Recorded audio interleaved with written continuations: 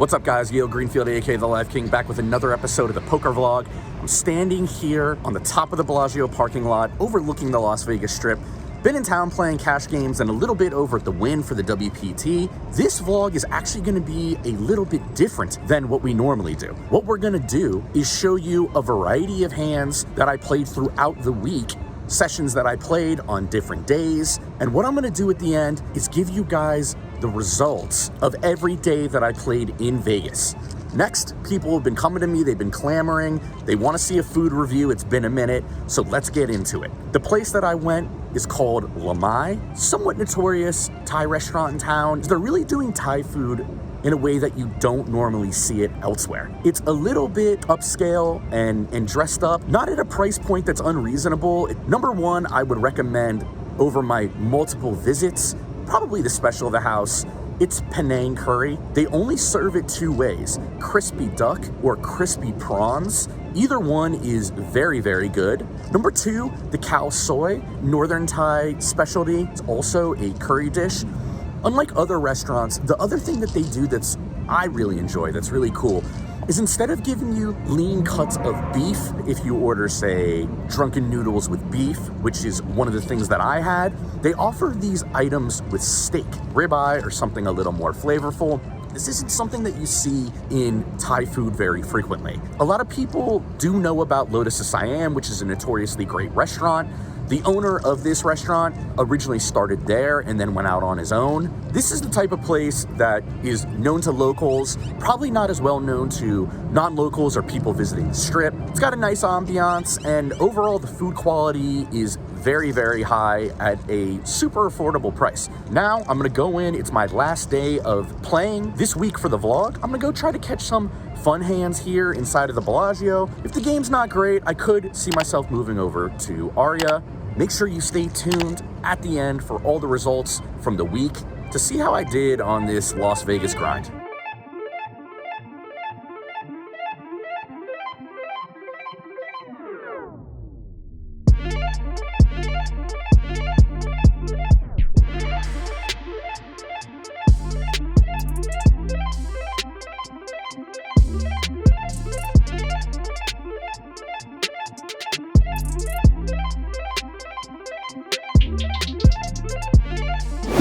Very first hand of this Vegas week, and we're at the iconic Bellagio Hotel and Casino, one of my favorite places to play in the United States.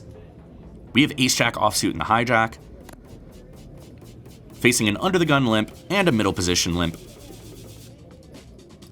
We're going to raise 6 orange $10 chips. That's right, at the Bellagio Hotel and Casino.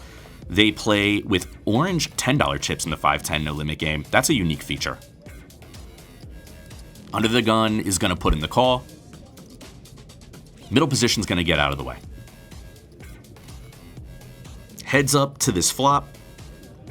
And it's ace-10-7 rainbow. Top pair, good kicker for us. But under the gun likes his hand apparently. Does something pretty weird. Donks $90 straight into me as the pre-flop raiser. This hand seems not good enough to raise. So I'm just going to go ahead and put in the call. Turns a 4 of hearts, that's a big brick. And now he slides out $190. So back-to-back chunky bets from a player that I'm completely unfamiliar with. But this is a weird line. Again, I think we're in the same position here. Not good enough to raise, too good to fold. So we call again. River's a jack of hearts giving us top 2 pair, but also bringing in a straight and a flush. And now our opponent goes all in for $835. It's an overbet. I quickly put in the call. And he just says, good call, indicating that he doesn't have much. We give him the courtesy fast roll, and it's a $2,375 pot here on day one to start out this Vegas trip. 6 hours into the session, and this game has tightened up significantly, as tends to happen in Vegas games. We've got 2 queens in the hijack and raised to $25. Cutoff calls, and the big blind's in there as well. With regards to the 25 pre-flop open, I use this size when the game tightens up a lot to give myself a better price on steals. My actual hand doesn't matter. And bang, top set on queen 10, 3-2 diamonds. The big blind checks to us. I go with 50. Cutoff is going to see a turn, and the big blind's going to fold. Down to 2 players here, and it's a king of clubs. Now this is an interesting card because the player to my left in the cutoff is kind of an old school mid-2000s player. He's doing lots of limp folding pre-flop. He's scared money. He doesn't want to put much in the middle ever in hands. So I got to decide what size to go here. I eventually settle on $70. 70. And now the cutoff raises us to $210. Well, with middle set, this would normally not feel gross, or I wouldn't be getting sick to my stomach, but facing this opponent, I feel like he just always has ace-jack or jack-9. But of course, our hand is too good. We need to see a river just in case. We call. 7 of spades on the river. We check it over to the weak passive opponent, and he bets 230. So just a little bit over 33%. We put in the quick call, and he shows us the bad news. It's jack-9 of hearts for a turn straight. We're back at Bellagio on day number 2 after booking a small profit on day 1.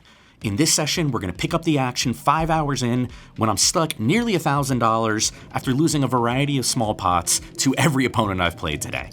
Here, under the gun 1, an extremely passive recreational on a big stack opens to 30, and I've got pocket jacks in the low jack. I elect to just call. I think this could be played either way, but against this particular opponent, I think calling's best. Cutoff is in there as well, and we're going to go to the flop 3 ways. And it comes king jack 6 rainbow. That's middle set for us. Let's go. The passive player now bets $50. I think raising or calling would be okay. This is a good board for his range. I go ahead and just call, disguising my monstrous hand, looking into pile in money later. But wow, the cutoff out of nowhere raises to $200. This is kind of weird considering we block hands like king jack, and I'm not sure if he'd be raising hands like open-ended straight draws, queen 10. The under the gun 1 player does like his hand as predicted. He goes ahead and just calls. With the action back on us, I could consider some kind of back raise shove, but I think that's just too strong looking on a board this dry. So I go ahead and just call. Turns a 5 of spades. Under the gun 1 checks, I quickly check and flow.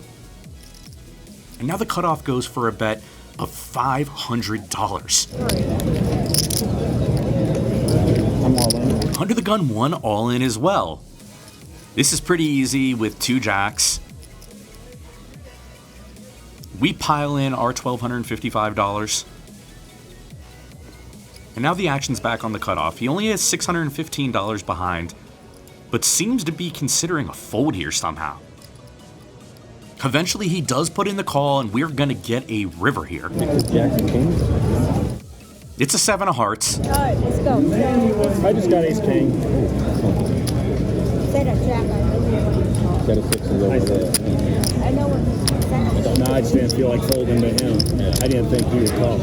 And look at this. Top, and set over set, a super cooler flop. And it's a $4,330 pot to get us out of the hole on day number 2. Day 3 and 4 were spent at the plush Wynn Encore Resort. I decided to FOMO in and or tilt fire $1,100 into this Wynn WPT Prime Championship.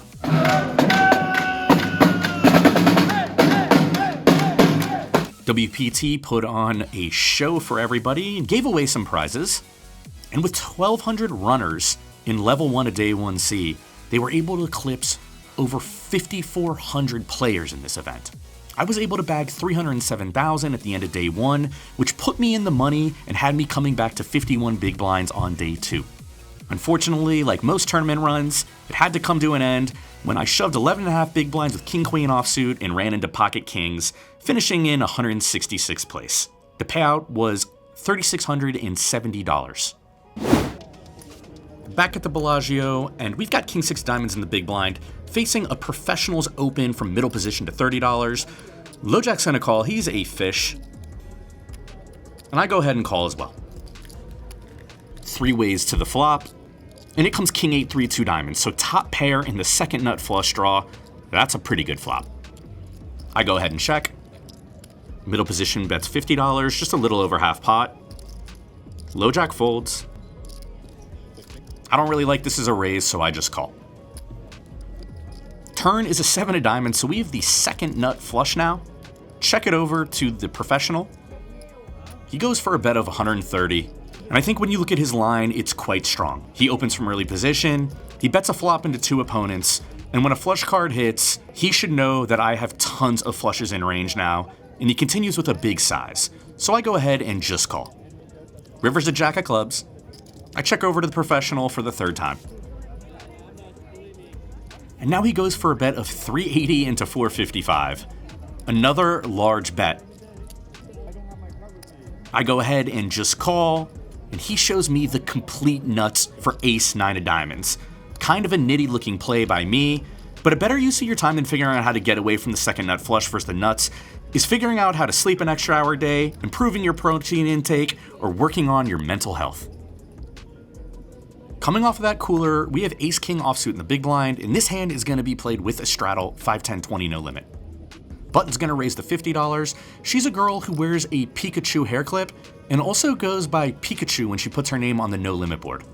Small blind, an action tilt player, is going to make it 150 to go, and I've got my absolute favorite hand, so I'm not going to waste too much time here, and I'm going to 4-bet it to 400. I've got 1,200 behind my 400. The button's going to call, as is the small blind. We've got ourselves a 3-way 4-bet pot. This is not something you see often. So Jack 10-8, we've got a gut shot and 2 overs. Small blind's going to check. I think when 2 people call a 4-bet, I'm just in give up mode here mostly. I check it over to the button. She fires off a monstrous bet of 900 into 1220. Definitely doesn't seem like weakness to me, but it is a massive bet. The small blind's gonna make it easy for us when he raises to 2,500. I just can't see any way I'm ever good facing this type of action. I do get out of the way, and I see the finality of the hand. The button had pocket aces cold calling my 4-bet, and she stacks the small blind's pocket queens.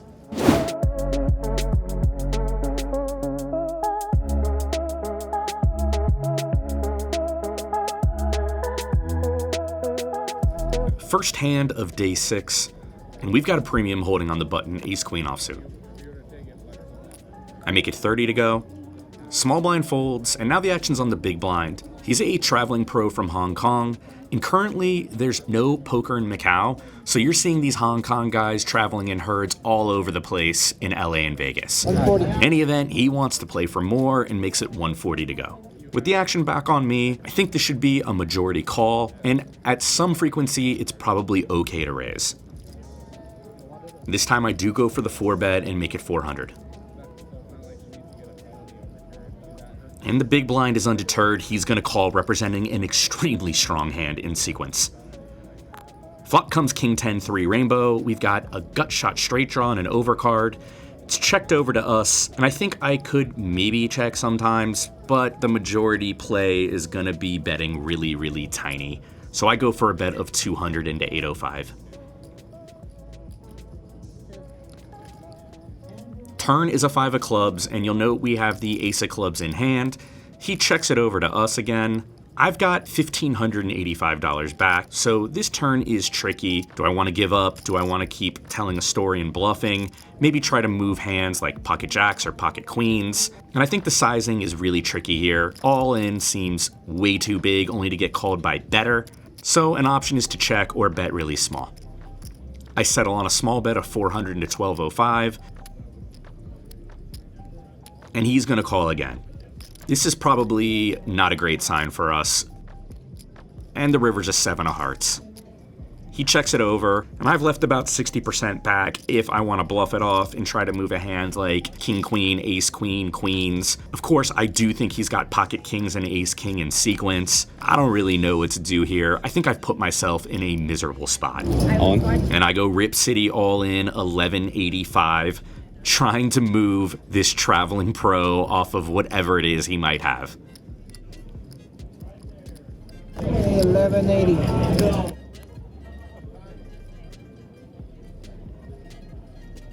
He does put in the call, And after we show our ace-queen off, he shows us ace-king. I think I got to the river, saw it was 4th and 30 from my own 25-yard line, and just punted it in here. This is the very next hand after I was just felted with ace-queen. 100. The low jack has raised to $30, and I verbally raise to 100 with ace-jack offsuit in the cutoff. The button calls, and the low jack is going to get out of the way. You're not going to see any chips going into the middle as I play this hand because they're still running them over from the cage for me. Flop is jack 6-4, 2 diamonds, so we've got top pair, boss kicker. I'll bet 100. 100. We fire a c-bet of 100, and the button calls. Turn is a king of clubs, and this is pretty bad for us. So I check to the button, and he quickly checks back. River's a 4 of diamonds, that brings in the front door flush, which the button could certainly have. Now I have to decide, given the action, do I like my hand as a value bet against this particular player, or a bluff catcher? I don't think he's gonna have a king too often. He could have a flush sometimes, so I check it over, trying to play this as a bluff catcher. He fires $260. I put in the 1-chip call. And he mucks it, he doesn't even show the hand. Nice to win a small pot after being put on the felt in the previous pot. Looking to rally in this session when I pick up my absolute favorite hand, ace-king suited in the small blind. Low jack opens to 40. Easy 3-bet for us, making it 165. 165. All in. And now the player from the previous hand, whose bluff we snapped off, goes all in for 695. Low jack folds, and this is the easiest decision in the world. We call. Hoping to be flipping here. 695. Doing your thing and having a good time, but I can. Flop comes 7 high. Turn is a red 5 and a red deuce. That's no help. Not a fish though. We're ordering dinner though. Is it good? And our man tables pocket queens. He's gonna win this flip. Trying to get healthy in this last hand of the day. We've got 2 red 10s in the low jack. I open to $30. The button, who is rage tilting currently and stuck quite a bit, is gonna raise to 90. The small blind's gonna cold call the 3-bet. I don't know much about him. He's a younger guy who has basically won every single pot since he sat down. But certainly this cold call is an indication that he's probably not a pro. I think calling is an option here, but with the button completely tilting and the weakness shown by the small blind, I decide to go for the 4-bet. This is for value to $400.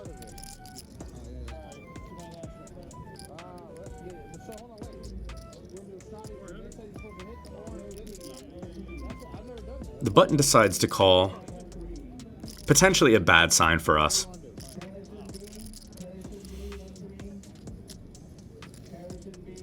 And the small blind's gonna come along too. Somehow we've got ourselves a 3-way 4-bet pot, and it comes queen 8-5 2 clubs. Small blind quickly checks to us. This is a terrible flop for 2 10s, 3 ways in this sequence. I go ahead and check. And the button checks quickly as well. 4 clubs on the turn and a quick check from the small blind. I don't really see any value in betting here, so I check. And the button checks quickly behind. Maybe our 2 10s are good, but the 3 of clubs drops. That's a bad card for us. Everybody checks really quickly. The small blind tables an odd combo. It's queen jack of hearts. And on this board, in this spot, it's the complete nuts. All right, guys, that's the end of this week in Las Vegas. Unfortunately, it ends on a bad note because I just fucking punted everything away today.